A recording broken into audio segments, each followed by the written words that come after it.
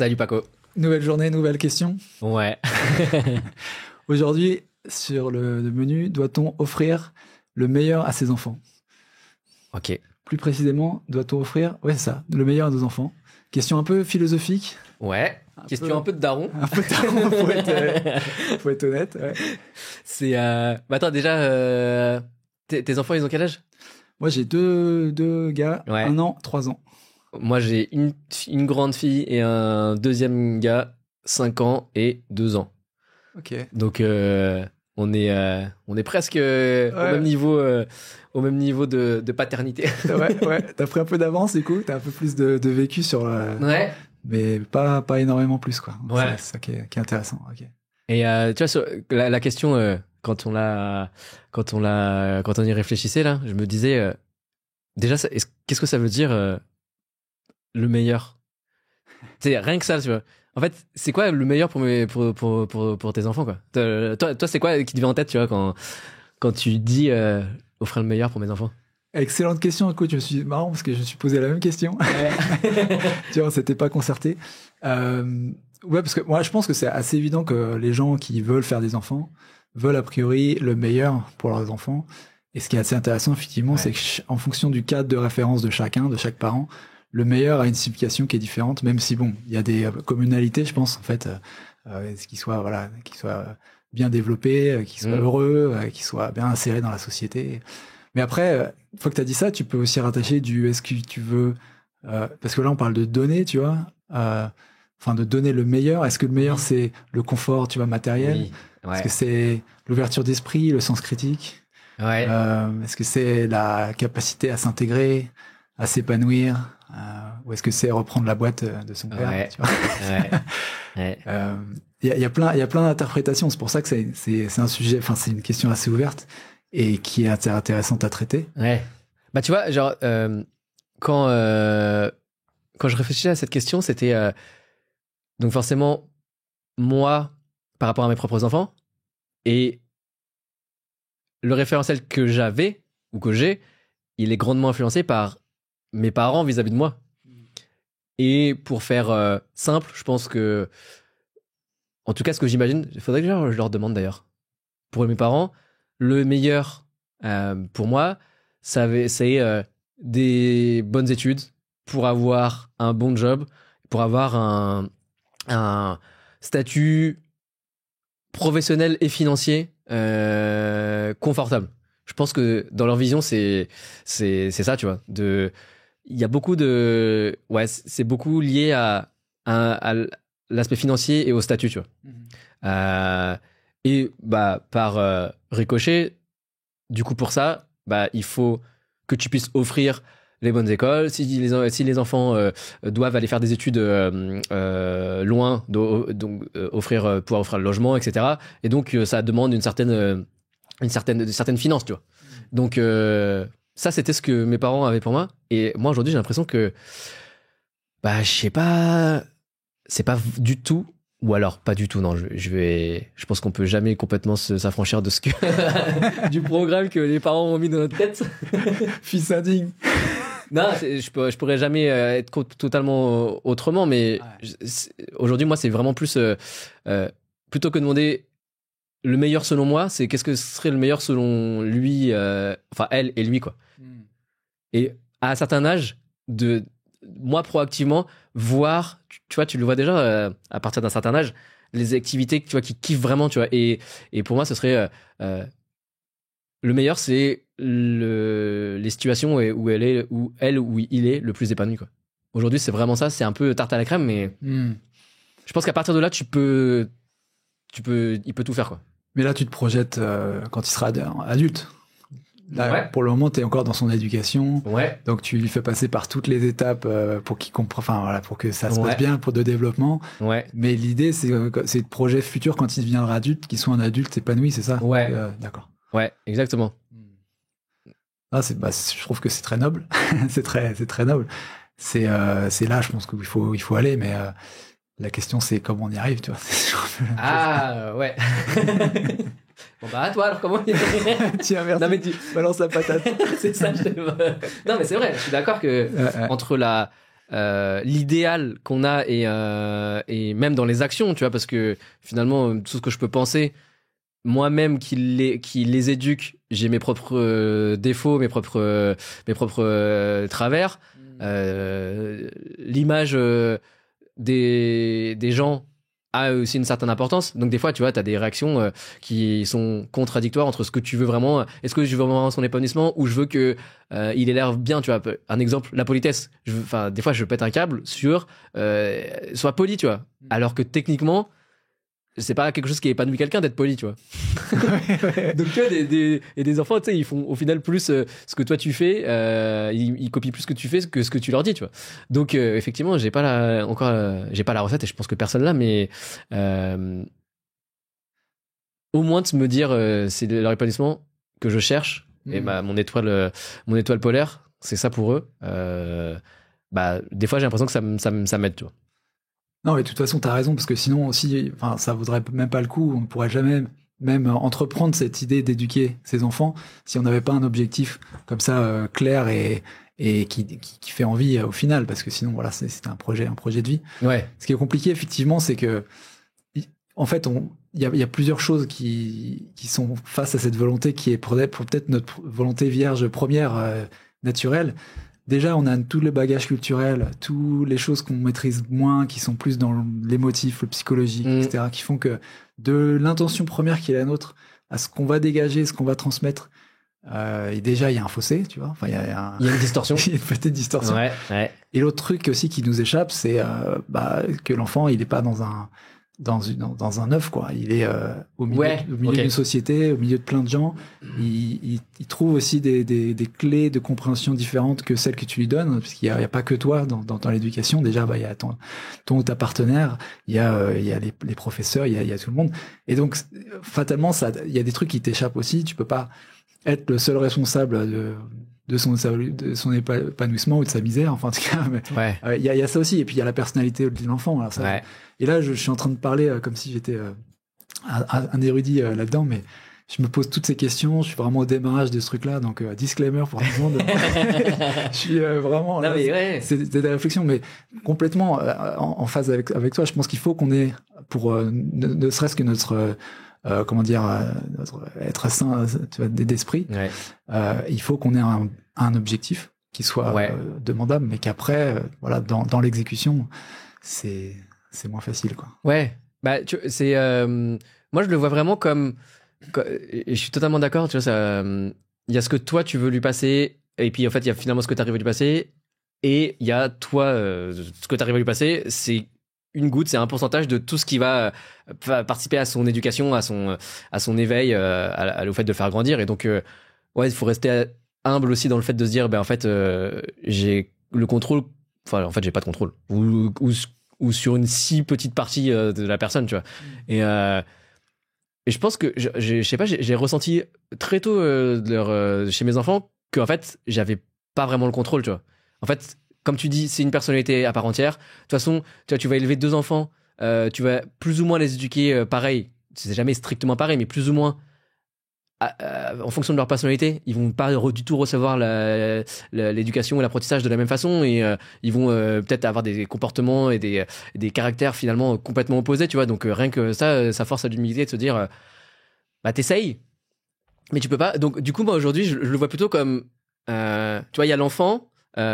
Et tu peux mettre un cadre, du coup, tu vois, qui est plus ou moins loin, enfin plus ou moins qui laisse plus ou moins d'espace pour que l'enfant s'éveille, mais à l'intérieur de ce cadre, en fait, il fait ce qu'il veut, et en gros, il y a plein de tout est possible. Et après, potentiellement aussi, il peut sortir du cadre, mais il faut juste le prévenir de ce qui peut se passer quand tu vas sortir du cadre. Mais tu vois, le cadre, il est, c'est une membrane perméable, plus ou moins perméable. Et par contre, se dire, je mets des barrières et des murailles sur le cadre, que c'est impossible de franchir ça c'est impossible. Enfin, c'est voué à l'échec, parce que les enfants, ils feront toujours ce qu'ils veulent. Mais par contre, de se dire, ok, je prends un cadre, et à l'intérieur de ce cadre, tu fais ce que tu veux. Si tu veux en sortir, voilà, juste te préviens, je vois que tu vas sortir du cadre. Tu vois, il va potentiellement se passer ça, mais si tu as vraiment envie de le faire, fais-le. Et comme on disait dans un autre épisode, apprends à faire des erreurs par toi-même. Parce que vraiment, j'ai l'impression, et surtout quand ils sont petits, et je pense encore plus quand ils sont adolescents, genre en fait, tant qu'ils vont pas vivre, genre la gamelle que tu leur dis depuis 5 minutes, attention, tu vas tomber, tant qu'ils l'ont pas fait, ils vont la tenter, tu vois. Et c'est qu'à partir du moment où ils prennent la gamelle qu'ils disent, ah ok, bon, là j'ai appris, quoi. Donc le cadre, tu vois, il y a un point qui revient avec des potes, ça, c'est sur la scolarisation. Donc, toi, je sais que tu m'avais parlé de pédagogie alternative, Montessori. Avec des potes, j'ai la discussion privée et publique. Et pour moi, aujourd'hui, bah, tu vois, j'ai fait toute ma scolarité dans le public et j'ai eu toujours une bonne image. Et donc moi, tant que ça se passe bien dans le public, même si, tu vois, elle a eu des instits, c'était pas les meilleurs du monde. Il y en avait une qui était plutôt dépressive, une qui était plutôt un peu trop autoritaire. Mais d'à côté, je me dis, tu vois, elle se développe bien. Et de toute façon, dans la vie, tu vas devoir gérer des gens qui sont dépressifs. Et donc, tant que ça se passe plutôt bien, pour l'instant, on reste comme ça. Et potentiellement, si je vois que ça l'impacte trop ou que c'est vraiment trop, elle est plus épanouie ou ça ne participe plus à son épanouissement de façon trop importante, bah, on verra, tu vois. Mais du coup, ça m'intéresse, tu vois, votre décision avec ta conjointe sur la pédagogie, les pédagogies alternatives, tu vois. C'est quoi qui vous a amené à penser ça? Et dans le cadre, tu vois, de cette question, doit-on offrir le meilleur à vos enfants? Est-ce que ça s'inscrit là-dedans? Alors, moi, déjà, mon objectif, en plus de d'épanouir, que l'enfant soit épanoui, moi, j'ai comme objectif, c'est de l'équiper, tu vois. Moi, je dis juste, je vais l'équiper le plus pour que quand il arrive à la phase adulte, il soit pas comme une brebis qui va jeter au loup, quoi. Qu'il soit vraiment, qu'il soit équilibré, qu'il ait des moyens d'être épanoui finalement. Mais c'est à peu près la même idée, quoi. Et du coup, l'idée de Montessori, bon, elle est venue plus de ma conjointe sur ce coup-là. Initialement, tu vois, peut-être parce que nature anglo-saxonne, sont plus dans l'idée de peut-être d'essayer d'optimiser les choses à tous les degrés avec les enfants, etc. Moi, je suis un peu partagé, pour tout te dire. Je suis encore partagé. Mon petit, là, il doit rentrer dans une semaine. Ouais. Ça serait temps que je décide. C'est tout chaud. Non, mais je pense qu'on va y aller sur l'école Montessori. Mais là où je suis partagé, c'est que d'un côté, je pense que l'argument je suis assez sensible à l'argument que avec les nouvelles technologies, avec intelligence artificielle, c'est devient de plus en plus important d'avoir des nouvelles compétences, ce qui fait que les métiers de demain seront absolument pas les métiers d'aujourd'hui. Et que il faut il faut doter. Je parlais d'équiper tout à l'heure, mais je suis conscient qu'il faut équiper les enfants de plus en plus avec des choses particulières, spécifiques, et qui sont autres que ce que l'école a traditionnellement offert. En tout cas, je dis pas que Montessori ça sera merveilleux, mais il y a une volonté quelque part de faire un peu quelque chose qui soit un peu différent et de laisser un peu plus de liberté, d'exposer les enfants à peut-être d'autres choses. Enfin, c'est peut-être que je le vois. Après, ce sera peut-être Et donc, je suis partagé entre ça et de l'autre côté, l'idée que j'ai pas envie non plus que mon enfant il soit dans un truc trop cloisonné, tu vois. Et décorrélé du reste de la société, parce que si dès le démarrage, en fait, tu les mets qu'avec des gens qui pensent comme eux, qui mangent comme eux, tu vois, cette idée que moi qu'ils soient mélangés dans une société globale et diverse et qu'ils soient pas dans un truc d'élite, tu vois. Donc cette idée-là, elle me gêne un peu dans l'idée de Montessori, mais je suis un peu entre les deux, quoi. Mais c'est intéressant parce que nous aussi on a eu la réflexion avec ma compagne et pour le coup, moi j'adore. Enfin, je suis d'accord de fait d'équiper, mais au-delà de ça, c'est vraiment l'aspect de laisser le choix aux enfants d'essayer des choses. Et du coup, potentiellement de faire des choses par eux-mêmes. Tu vois, c'est un peu les mêmes idées du cadre. En fait, dans le cadre, tu peux faire tout ce que tu veux, versus effectivement, dans une maternelle normale, en fait, t'as pas de choix, tu vois. Tu fais l'activité qu'on te dit de faire. Et du coup, par exemple, ma fille, elle me dit, j'en ai marre, on fait que des coloriages, ça me saoule les coloriages, tu vois. Mais en fait, mais. Et du coup, il lui propose pas autre chose. Donc après, nous, on essaie de faire à la maison les autres choses qu'elle veut faire. Et du coup, on a la chance de pouvoir le faire. Donc ça, c'est top. Mais Parce que t'as un peu plus de temps chez toi. Ouais, voilà, parce que j'ai un peu de temps, parce que je m'y intéresse aussi, et parce que justement, je vois cette. J'essaie de déceler qu'est-ce qui l'a fait kiffer. Tu vois, des fois, elle va dans des activités et tu sais, elle se met dans un état de flow, tu vois, où elle est là, et je dis, ah putain, elle a réussi à se concentrer pendant 30 minutes dedans, et du coup, tu te dis, bah, là, elle prend un vrai plaisir à le faire, et si je lui donne un peu plus d'outils ou un peu plus de matière dedans, bah, tu vois, elle va naturellement s'y plonger. Et j'ai l'impression que dans les écoles avec des pédagogies alternatives, c'est un peu ça, tu vois. On laisse aussi explorer les voies que les enfants ont envie d'explorer à ce moment-là, quoi, selon leur propre schéma. Et ça, je trouve ça génial. Et c'est aussi, je trouve ça bien dans la morale ou dans le truc un peu plus large que ça dit, c'est en fait, tu peux faire aussi ce que tu as envie de faire à un moment où tu veux le faire. T'étais pas obligé de suivre et d'être soumis à une autorité à chaque fois, parce que, enfin, moi aujourd'hui, je pense que c'est un des trucs que je veux pas, c'est que, tu vois, mon enfant, il aille dans la direction qu'on lui aura dit ou que le système lui aura dit, et de suivre juste parce que, tu sais, de vivre une vie par défaut. Enfin, j'entends, même des potes aujourd'hui, tu vois, ils ont fait les mêmes études que moi, d'ingénieurs et tout. Ils sont aujourd'hui dans un moment où ils disent, mais je peux pas faire autrement, tu vois. Genre, j'ai pas le choix. Mais en fait, moi, c'est vraiment ça. Pour moi, être épanoui, c'est justement se dire, bah, si j'ai le choix de pouvoir le faire, tu vois, ou j'ai le choix je me sens pas enfermé, tu vois. Et pour moi, c'est ça, être épanoui vraiment. C'est à partir du moment où tu arrives à pas te sentir enfermé dans quelque chose. Et du coup, je trouve que les pédagogies alternatives, ça met vraiment le point d'honneur sur ça. Et ma conjointe, elle disait, ouais, mais moi, j'ai pas envie. Tu vois, exactement l'argument que tu disais, que après, ils puissent pas se réintégrer dans le système normal, parce qu'au final, à un moment donné, t'es obligé, sauf si tu veux vivre complètement en ermite, mais t'es obligé d'être un peu dans le système, tu vois. Mais moi, j'ai l'impression que ça va faire des gens qui sont capables de s'adapter aussi, tu vois. Enfin, j'ai pas l'impression que ça va enfermer les gens dans un truc de trop d'élite et tout. J'ai l'impression, à la limite, dans un collège, enfin dans une école hyper huppée, privée, dans un quartier très riche, etc., où bah, au final c'est que des moutons aussi, mais dans un moule en particulier. J'ai l'impression que dans les pédagogies alternatives, au final, tu cultives aussi la différence.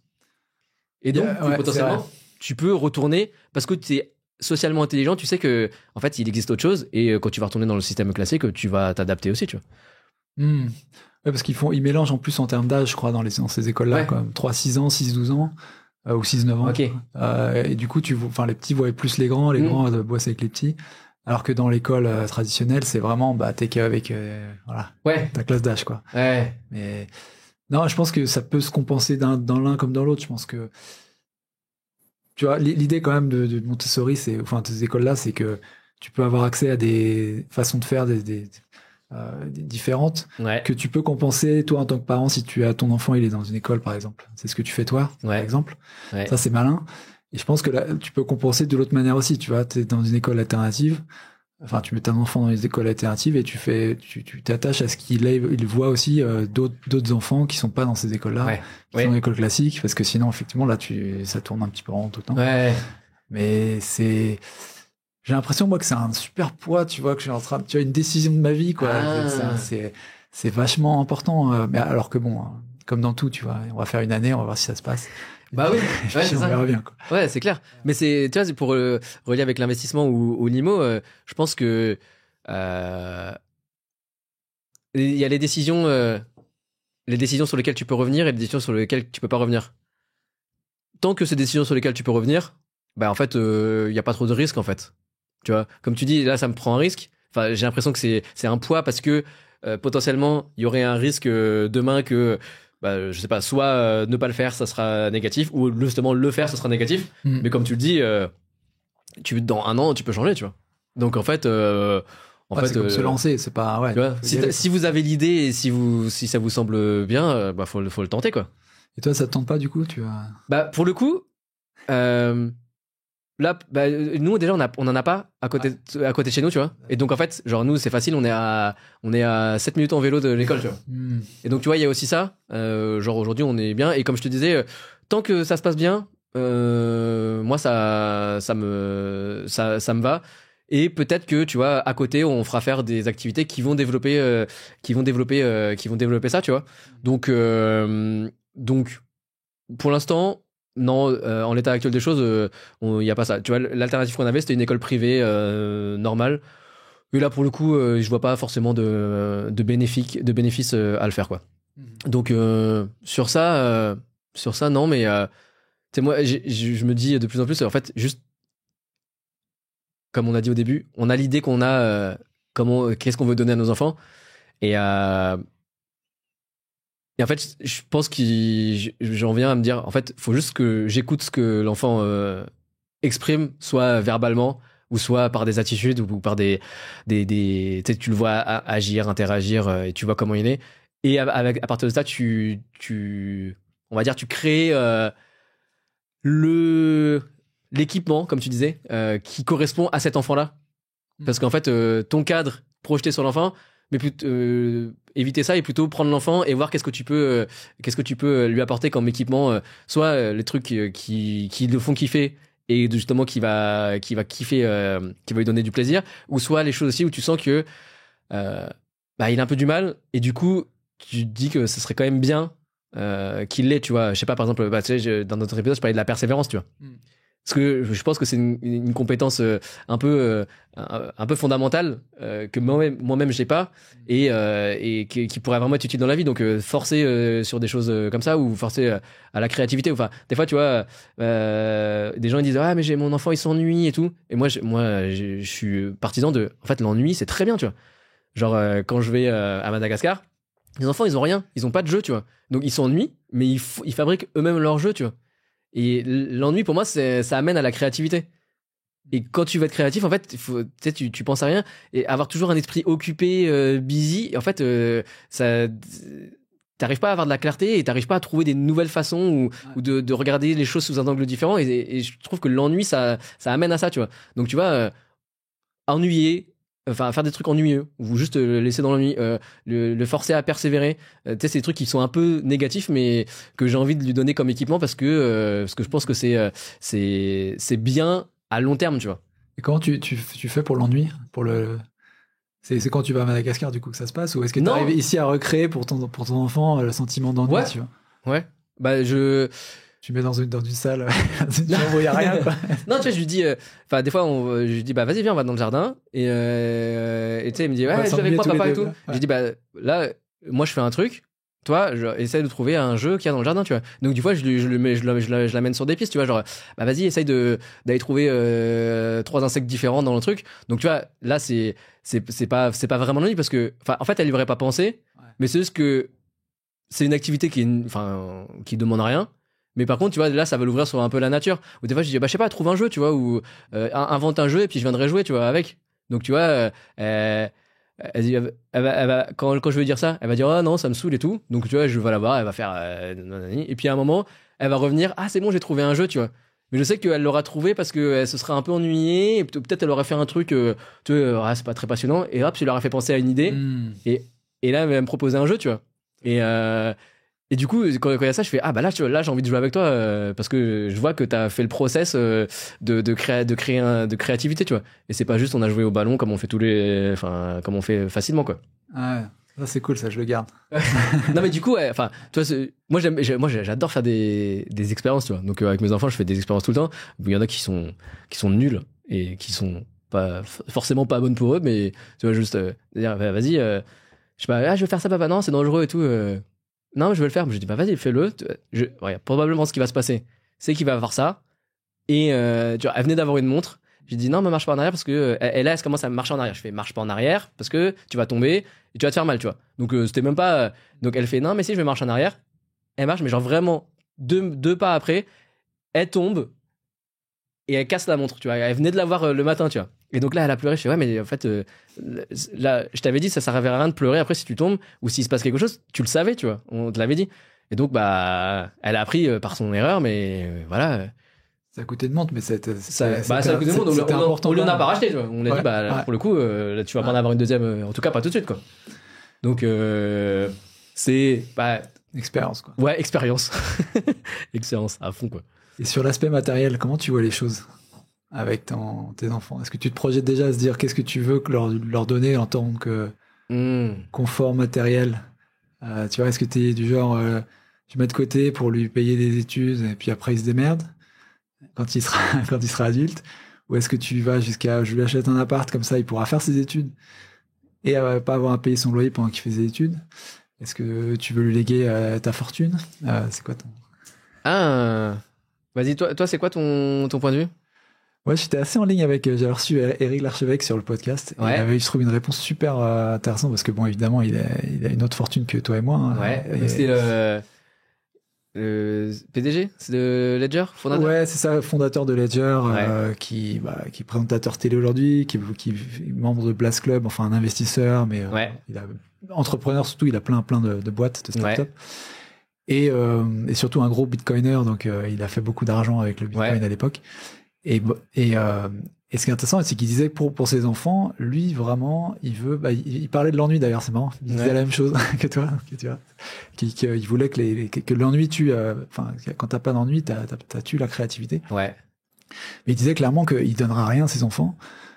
Enfin, sauf évidemment qu'ils seront pas dehors dans la rue, tu vois. Ouais. Mais à part ça, il veut absolument pas lui donner des trucs qui encore une fois, qui tue la créativité ou l'esprit d'entrepreneuriat, parce que ça c'est très ancré chez lui, tu vois. Entrepreneuriat du sens large, hein, pas créer forcément une boîte, mais d'entreprendre quelque chose. Et que quand t'as déjà tout, que t'as une rente qui est là, enfin, c'est vrai que c'est compliqué de donner, enfin, d'être poussé au cul vraiment pour aller chercher autre chose. Donc, je suis assez en ligne avec ça. Je pense que j'en reviens de cette histoire de transmission et tout ça. C'est vrai que c'est un gros source d'inégalité aussi, hein, de toute façon assez naturelle, quoi, entre les enfants qui reçoivent et puis des autres. Et en fait, ça peut paraître égoïste, mais si tu vois, il y a de plus en plus cette approche de consommer, tu vois, consommer tout pendant que tu vis, en fait, tu vois, ce que tu crées, tu le consommes et tu rends simplement tout ce qui est un peu intellectuel, le côté immatériel d'avoir été un bon père, etc. Mais sur le matériel, j'aurais pas trop envie de donner trop à mon enfant pour ça aussi, je pense. Ouais, ok, d'accord. Ouais, je vois ce que tu...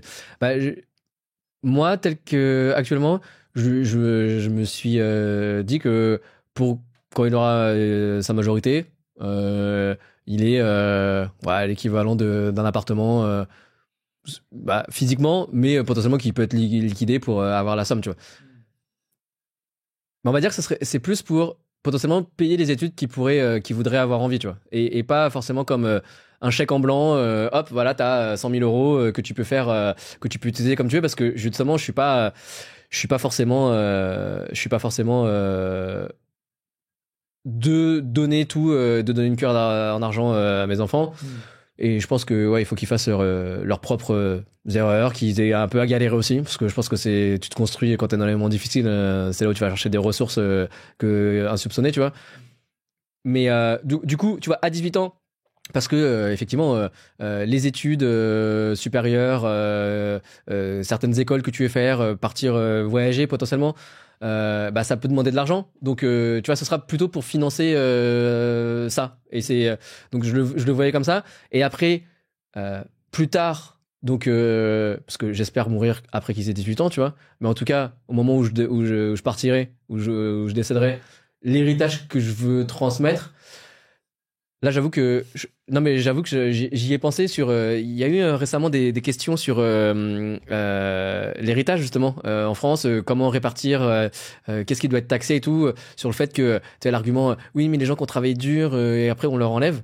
Et moi, je suis complètement. Genre au début d'année, je me suis formé un peu sur la sociologie et Bourdieu et la reproduction sociale, etc. Et quand je lis ça, je me dis.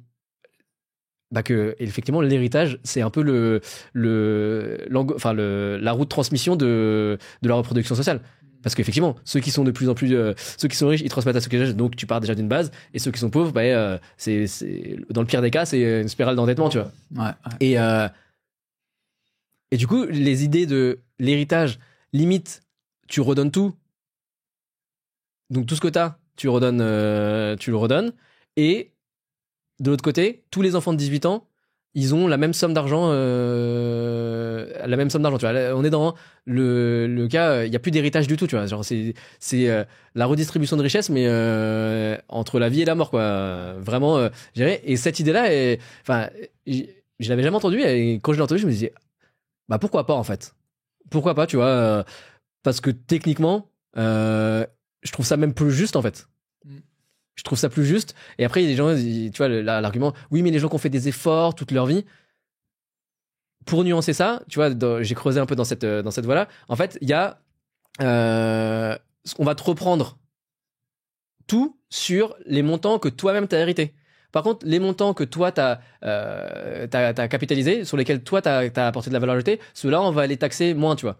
Donc tu vois, pour moduler, ça enlève cet argument, oui, mais ceux qui ont travaillé dur, bah ok, si t'as travaillé dur, par exemple, t'as hérité de, je sais pas moi, X millions et que t'es monté à tant de millions, bah ok, bah ces millions-là, on va, à partir d'un certain montant, on va moins les taxer parce que c'est toi qui as fait l'effort. Mais le fait est, c'est qu'il y a beaucoup de reproduction sociale et donc d'héritage qui sont en fait juste l'argent que eux-mêmes ils ont hérité. Ils n'ont pas fait travailler forcément l'argent et donc ils ont pas mis d'effort. Ils l'ont juste hérité. Ouais. Et bon, l'inflation a fait que ça a augmenté, mais eux ils ont rien fait. Donc tu vois, sur ce point-là, je suis pour aussi héritage zéro. Héritage zéro. Ouais. Après, je ne sais pas le calcul pour pouvoir me prouver que tu vois que cet argent-là, il est.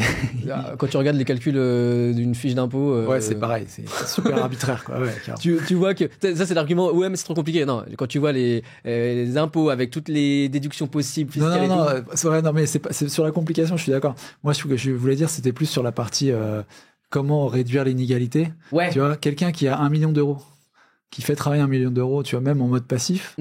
Il va à la fin peut-être ajuster à l'inflation, il va rendre ce million en disant ok, celui-là il m'a été donné, je le prends pas, sauf que ce qu'il a réussi à générer avec ce million en capital, il aurait jamais pu le faire s'il avait pas ce million. Bien sûr. Donc c'est moi qui l'ai fait, non pas vraiment, c'est ton capital qui a travaillé pour ça, tu vois. Est-ce que tu vas prendre mais donc tu vois, le but c'est pas de tout prendre non plus.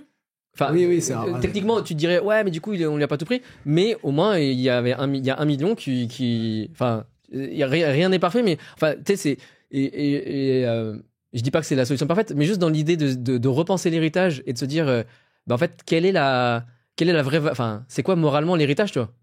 Et si c'est l'effort, ok, je vois un certain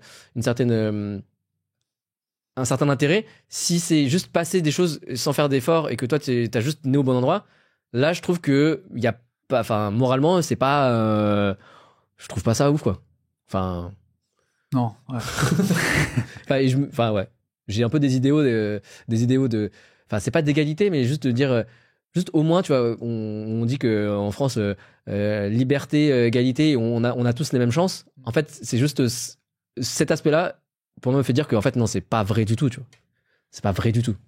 Donc sur ce point-là, que ceux qui cartonnent gardent le fruit et potentiellement peuvent le transmettre, et puis que ceux qui n'ont rien foutu, ils repartent de là où ils ont rien foutu, quoi. Ok. Voilà, je crois que ça fait une bonne conclusion pour l'épisode. C'est clair. Cool. Merci Bruno, à plus. Ouais, salut Paco. Voilà, c'est tout pour aujourd'hui. J'espère que cet épisode t'a plu. Faites-toi un investisseur un peu mieux informé.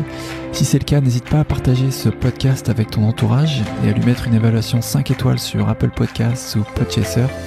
Ça permet de le faire monter dans les classements et de me donner la motivation pour t'offrir toujours le meilleur contenu. Voilà, merci beaucoup encore pour ton soutien et une très bonne fin de semaine à toi. Ciao.